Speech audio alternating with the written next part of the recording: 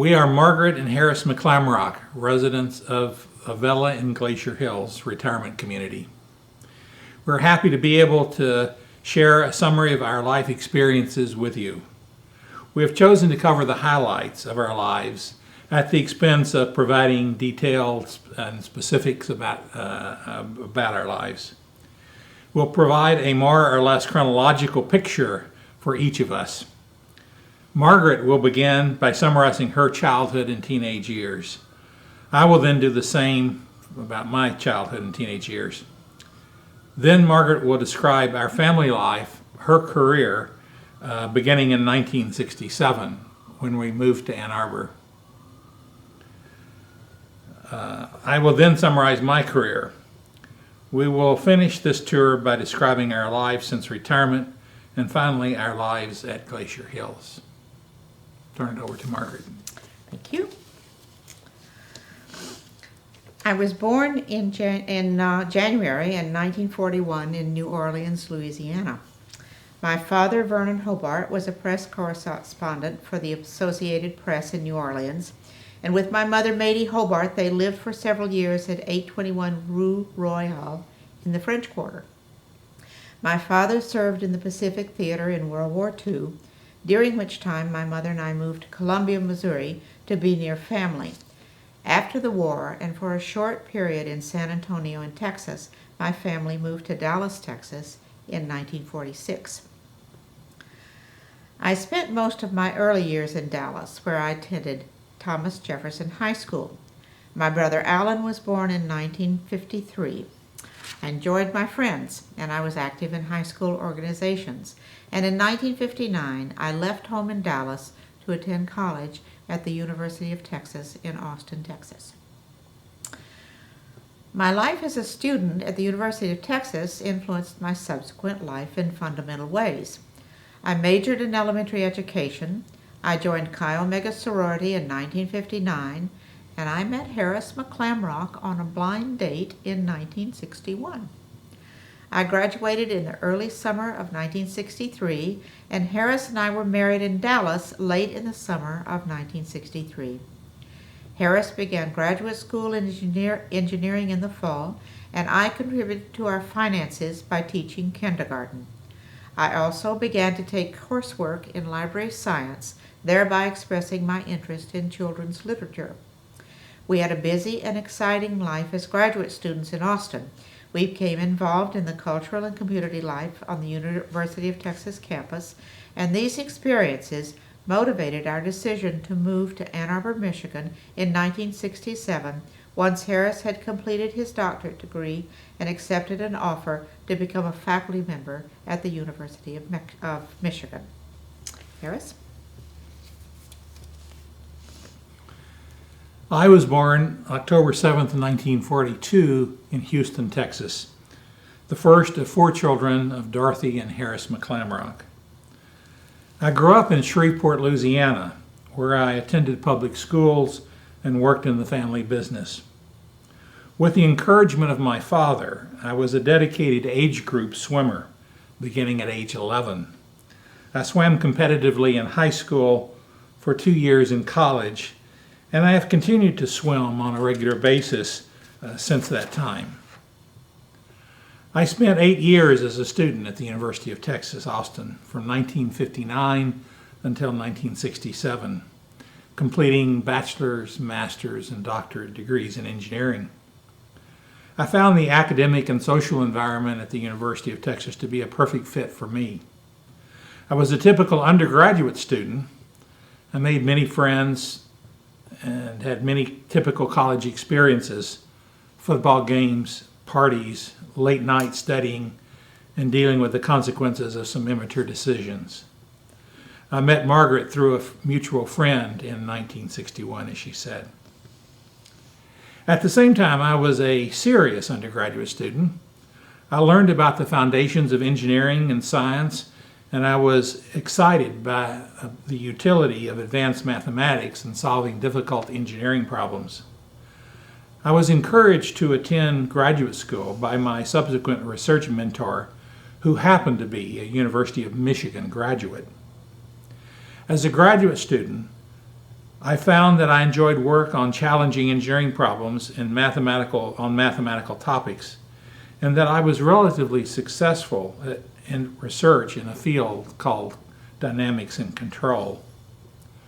Once I completed my doctorate degree in 1967, my love of the academic life led me to seek a faculty position. Margaret and I received good educations in the Dallas and Shreveport public schools, graduating from high school in 1959. We each decided to attend the University of Texas in Austin. We subsequently completed careers in the Ann Arbor Public Schools at the University of Michigan. Since our educations and our careers were all spent in the public sector, we remain passionate supporters of public education. We were formed by the racial segregation that we experienced in Louisiana and Texas before 1967. For example, our high schools and the University of Texas at the time that we were there were completely segregated. We were happy to move to Ann Arbor in 1967 to live in a more diverse and open community. Thank you. It took several years for us to adjust to winters in Ann Arbor. We were excited to be part of an active campus and community environment during the late 1960s and 1970s. It was an exciting but turbulent time in Ann Arbor with the anti-Vietnam and civil rights protests. We slowly became comfortable with life in the Midwest, enjoying the many opportunities for personal and professional growth in Ann Arbor. I was hired as a librarian by the Ann Arbor Public Schools after completing my master's degree in library science at Eastern Michigan University in 1971. I worked part-time as a librarian at Baugh Elementary School for several years until our daughter Christy was born in 1973. Harris, Christy, and I spent several extended periods away from Ann Arbor on sabbatical leaves. We spent 9 months in Cambridge University at Cambridge, United Kingdom in 1975. Harris was a researcher in the control engineering department, and I managed our 2-year-old daughter in an apartment in Girton. We greatly enjoyed our life in Cambridge. We explored London and much of England, in addition to the Lake District and Scotland. We spent 3 months in Delft, Netherlands in 1975, where Harris was a researcher at the Technical University. We spent 3 months in Albuquerque, New Mexico in 1977, where Harris had a summer appointment at Sandia Laboratories. Another sabbatical leave in 1982 took us for 9 months to Boston, Massachusetts. Harris was a visiting researcher at MIT's Draper Laboratory. We enjoyed living in Lexington and exploring New England. These periods away from Ann Arbor provided new life experiences, and we were able to travel extensively throughout Europe, as well as in the Southwest and Northeast United States. In 1975, I returned as a librarian to Pattengill Elementary School and subsequently to Abbott Elementary School.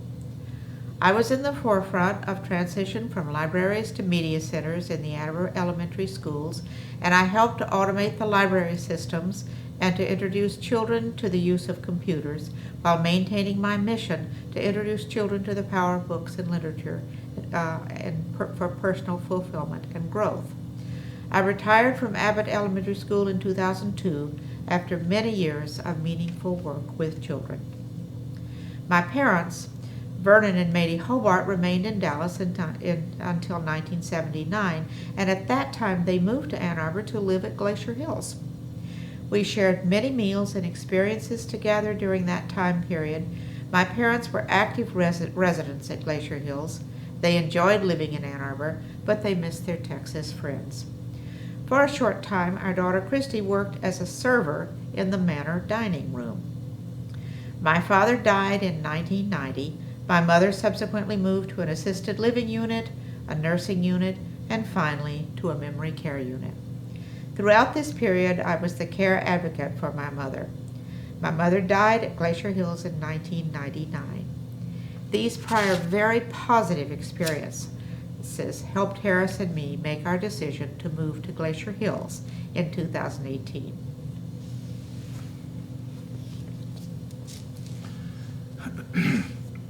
I joined the faculty of the University of Michigan in 1967. I served as an active faculty member in two departments, the Department of Aerospace Engineering and the Department of Electrical Engineering and Computer Science. I rose through the academic ranks, enjoying the academic challenges and opportunities provided at the university. Although I had several opportunities to move to other universities, I always recognized that I preferred to remain and live in Ann Arbor and be at the University of Michigan. After 43 years of service, I became emeritus faculty in 2010. I taught thousands of undergraduate and graduate students, and I mentored 27 doctoral students from several different departments to completion of their PhD degrees. I worked with American students as well as many students from other countries, including China, India, Korea, Singapore, Russia, Japan, Turkey, Australia, Saudi Arabia, Oman, and several European countries. I taught mostly small classes of graduate students. Only later in my career did I begin to teach larger classes of undergraduate students. I enjoyed teaching at all levels, but the intense research collaborations with graduate students were the most satisfying part of my academic career. I maintained an active research program funded primarily by the National Science Foundation and by NASA, and my research career program was primarily concerned with control systems. The control field is an extremely interdisciplinary one. It has important foundations in mathematics, statistics, and physics. It provides a formal theoretical basis for the study of feedback, decision sciences, and automation. My particular focus was on theoretical, that is, mathematical and statistical, aspects of the subject, although I collaborated with others on computational-related topics and experimental validations. My research was often motivated by applications in aerospace, in robotics, smart vehicles, smart buildings and bridges, and other automated systems and technologies. Within the aerospace field, I studied dynamics and control of fixed-wing aircraft and rotorcraft, and dynamics and control of spacecraft, including orbital maneuvering, orbital transfers, and attitude control. My research was published in more than 300 refereed conference and technical journals. I authored 3 technical books published in 1980, 2011, and 2018. Although I was active for a while as an industrial consultant in the 1970s and 1980s, my primary research commitment was always to academic research, which I could carry out with my students. The control field is now viewed as a core subject area in at least 5 different departments in the College of Engineering. I am proud that I was a leader with others in helping to establish the College of Engineering at the University of Michigan as a place of academic distinction in the control field. At the University of Michigan, I served on many academic committees, both at the university-wide level, in faculty governance, in the College of Engineering, and in my own department. I was chair of the Senate Advisory Committee on University Affairs, the University Faculty Governance Leadership Committee, in 1987-1988. This was a period of transition in the university executive officers that provided me an opportunity to represent the University of Michigan faculty to the university administration. In particular, I had the opportunity to work with 3 different presidents during that one-year period, Harold Shapiro, Bob Fleming, and Jim Duderstadt.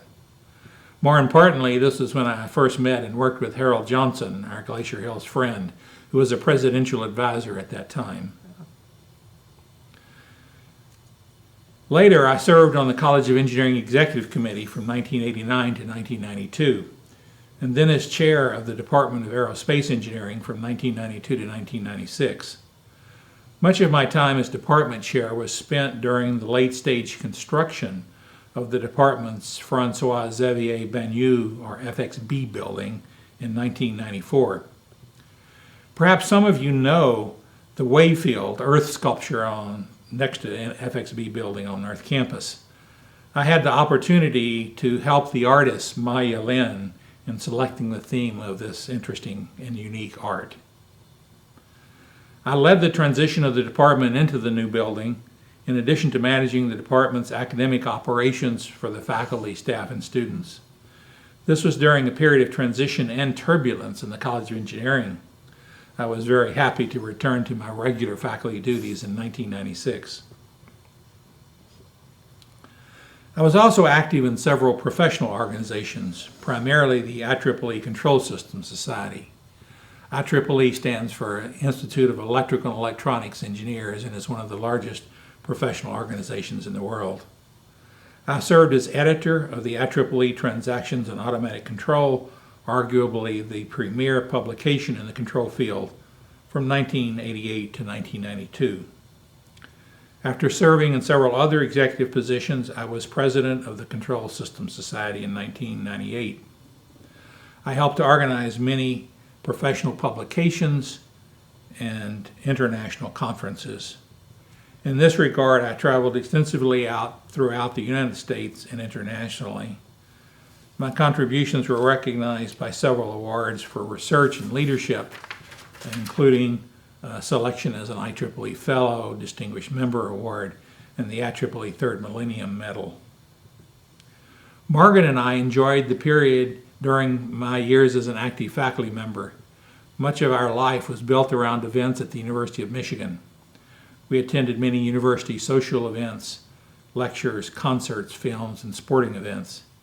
These included student productions at the School of Music, theater and dance, events and films at the Michigan Theater, and events sponsored by the University Musical Society. For many years, we held season tickets to University of Michigan football and basketball games, and for a few years to hockey games. Thanks. Our daughter, Christy McClamroch, completed her education in mathematics and public health at the University of Michigan. She received her PhD degree in epidemiology at the University of North Carolina in 2003.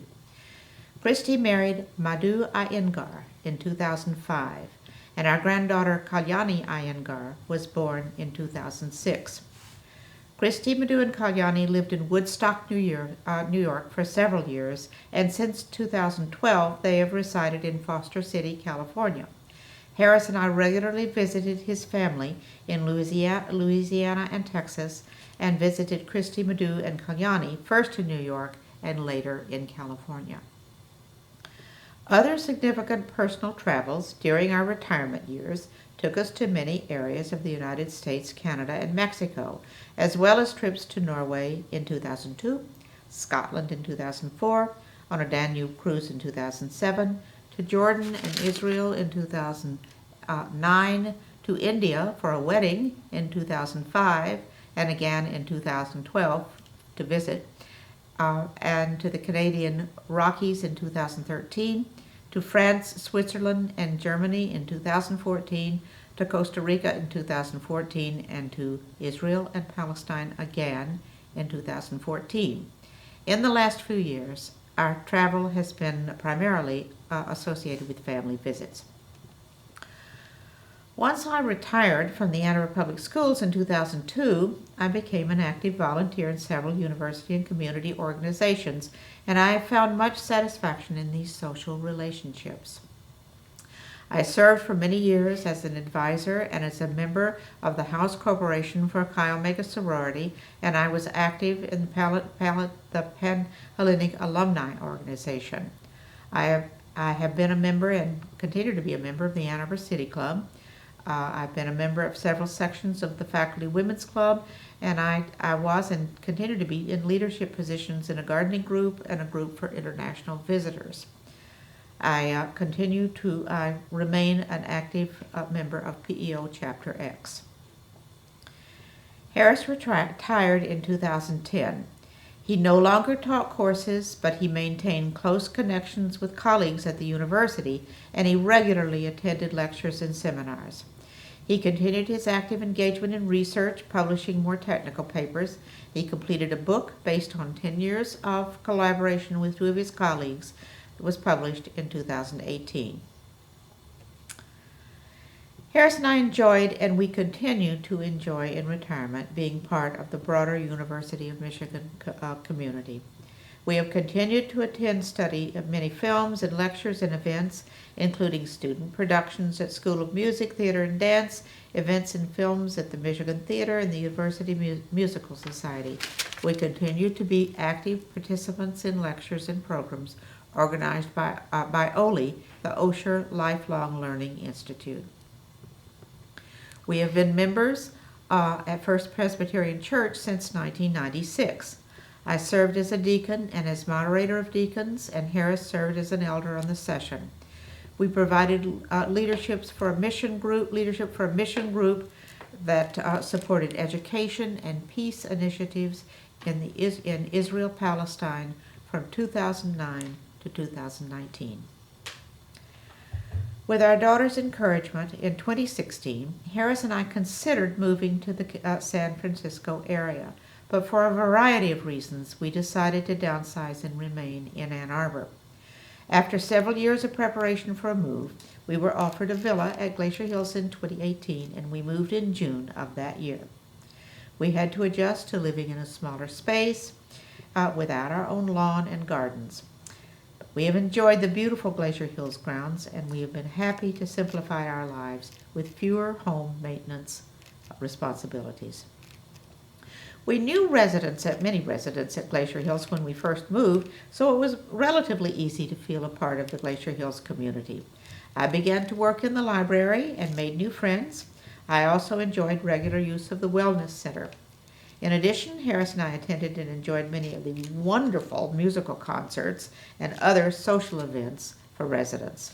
In this way, we made many friends, and as we became comfortable in our new home.